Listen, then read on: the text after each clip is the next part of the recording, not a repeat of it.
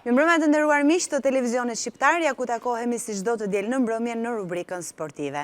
Java e 24 e Superligës është zhvilluar e cunguar sepse dy sfida janë shtyrë për shkak të mungesës së terrenit apo dhe kushteve të motit. Kështu ka ndodhur me derbin e kryeqytetit, i cili është shtyrë për në datën 12 mars, pas shumë peripecive, sepse Tirana ende nuk ka një terren ku mund të luhet futboll, pas shumë njoftimeve dhe kundër njoftimeve nga të dyja kampet, pra është lënë në datën 12 mars për të luajtur në Qemalstafa. Të shpresojmë që edhe në këtë datë Qemalstafa do të jetë gati. Ndërkohë, sfida tjetër midis Flamurtarit dhe Laçit është shtyrë për shkak të terrenit të rënduar nga rreshtet e shiut.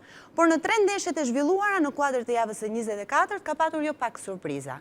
Kuksi kryesues i është falur një barazimi përsëri në minutën e fundit, po tashmë jo kundër Skënderbeut, por Apolonisë së vendit të fundit.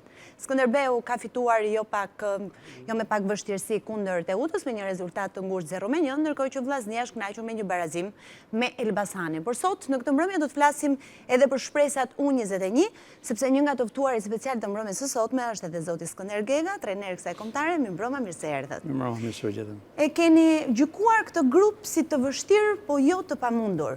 Vërtet e mendoni se mund t'ja dilni kundër Greqisë, Hungarisë, Izraelit, Portugalisë? Në futboll asnjëherë nuk dalin parashikimet ose përpara çdo turneu, çdo trajner bën planet, sidomos edhe në bazë të grupit që ka, grupi lojtarë që ka formuar. Duke nisë nga eksperiencat, paktën një sezon e gjysmë kam që drejtoj shpresën. Ka qelluar që me ekipet e forta ne kemi marrë pikë, po edhe fitore. Shpresoj duke nisë nga kjo edhe të korrigjojmë ato mangësi që kemi tregu me ato ekipe që ne kemi quajtur rival ose nivelet tona. Të paktën në fushën tonë me pranë shpërndarësve tonë, të jemi me guxim, lujmi që jemi guxim edhe pse jo. Fundit shpresat nuk është primare e rezultatit. Mirë, të shpresojmë gjithatë do të flasim më gjatë edhe më tej gjatë rubrikës sportive. I ftuar në mbrëmjen e sotme është edhe profesor doktor Mehmet Spahiu, dekan në Universitetin e Sporteve. Mbeteni një ndjekës i rregullt të Superligës apo jo?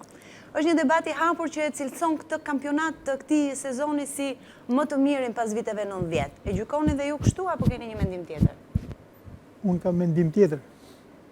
Dhe nuk është çështje e cilësisë, por përderisa në cilësi kanë hyrë kompromise, do thotë që gara nuk është reale. Pra ju besoni se ka kompromisa? Mendoj se ka dhe do të vazhdojnë që të ketë akoma. Okej. Mirë, ndoshta do të kemi mundësi ta zhvillojmë më tej. Mirëmbrëma, Shkëlqim Muçan. Nuk dua që të ma zbulosh, sepse do të kemi mundësi të diskutojmë më gjatë, por si mendoni, është mirë apo keq që u shty derbi? Dhe do të luhet aty ku i takon. Por është shtyrë në datën 12 mars. Ndeshja që do të luhet derbi pa Tiranën, pa tifozat, është pa lezet, kur i thonë. Më mirë që u shty, sepse tani handikap është që në Tiranë mos ketë stadium. Kjo ka të bëjë edhe me të tonën, me atë alla shqiptarin që programimet janë shumë dobta. Të dy stadiumet fillon në IKO, do të ketë programime para kampionatit, kush bëhet përpara, kush bëhet mbrapa, që ne të kemi një fushë të bëjmë ndeshje. Po, mos më zbulot të gjitha, do të kemi mundësi të diskutojmë më vonë. Mirëmbrëma Edmond Gëzdari. Mirëmbrëma. Unë përgjigj sinqerisht. U çuditë nga rezultati në Fier? Se ke pa ndonjëherë që s'jam përgjigj sinqerisht apo? Po mirë, mua më takon ta them gjithsesi. Jo, nuk habita sepse nuk është era parë që i Fieri merr pikë Kuksit. Mbase është deli e zezë, e Kuksit. Po. Kështu që u habita se si e barazoi Kuksi minutë 93, sepse edhe mund ta humte. Pra, u habita sepse Kuksi po bën 2 ndeshje që nuk i kanë natyrën e vet me gola në minutat shtesë apo minutat e 90. Kështu që kjo ishte Nuk e çuditur as pak. Kjo ishte risia e kësaj ndeshje. Domethënë e Kuksit dhe e Fierit. Mirë, nëse Kuksi kryesues pati vështirësi, kjo është merit edhe talentit 19 vjeçar Myrto Uzuni, që ne kemi kënaqësinë ta kemi të ftuar në studio. Mirëmbrëma, mirë se erdhe. E mendon ende atë rastin që mund ta çojë ndeshjen në 3-0 dhe mund të quajë dhe e mbyllur? E mendoj akoma, kemi biseduar gjatë sot të servitja. Çati vesh. Shpesh futbolli. Po në ubere. Edhe do pësësh dhe mund të përmbyset rezultati, megjithatë i gëzohesh atij goli apo jo? Normale po. Mirë. Mirëmbrëma Eduard Elisa, gazetar në Sport Plus. Edhe Skënderbeu në Durrës nuk e pati të lehtë apo jo, Eduard? Gjatë tension ka pas dhe ndeshje, por për fat është mbyllur paktën pjesa e dytë ka qenë më futboll i luajtur, edhe pse Teuta me 10 lojtar ka arritur domethënë të krijojë futboll.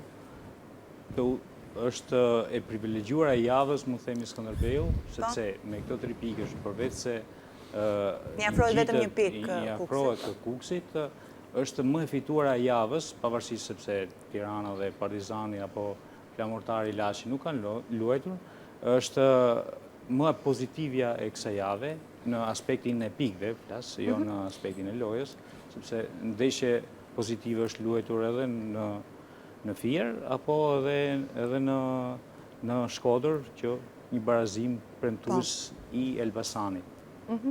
Okej. Mirë, ne do të kemi një mbrëmje të gjatë sot, si që thash edhe pak më parë, sepse do të flasim për ndeshjet e luajtura, do të kemi mundësi të flasim edhe për talentet shqiptare, do të flasim edhe për derbin dhe për atë që ndodhi në shtyren në datën 12 mars, por unë kujtoj si gjithmonë që ju mund të bëheni pjesë e faqes tonë zyrtare në rrjetet social Facebook, rubrika sportive në Radio Televizionin Shqiptar dhe në Instagram, mund të dërgoni dhe pyetjet për të ftuarit tanë dhe do të merrni përgjigjen drejt për drejt në studio.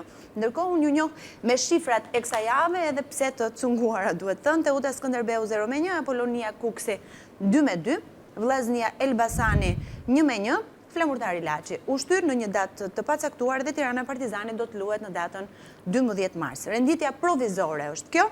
Kuksi 49 pikë, Skënderbeu 48, Tirana 47 me një ndeshje më pak, Partizani 44 me një ndeshje më pak, Laçi 38 me një ndeshje më pak, Flamurtari 34 me një ndeshje më pak, Vllaznia 27, Teuta 19, Elbasani 13 dhe Apolonia 10 pikë. Mirë, si fillim do të ndjekim kronikën e ndeshjes së Fierit, ku Kuksi kryesues ka marrë vetëm një barazim në minutën e fundit shtesë. Është një kronikë e përgatitur nga Alban Hasani. Ndjekim dhe kthehemi në studio.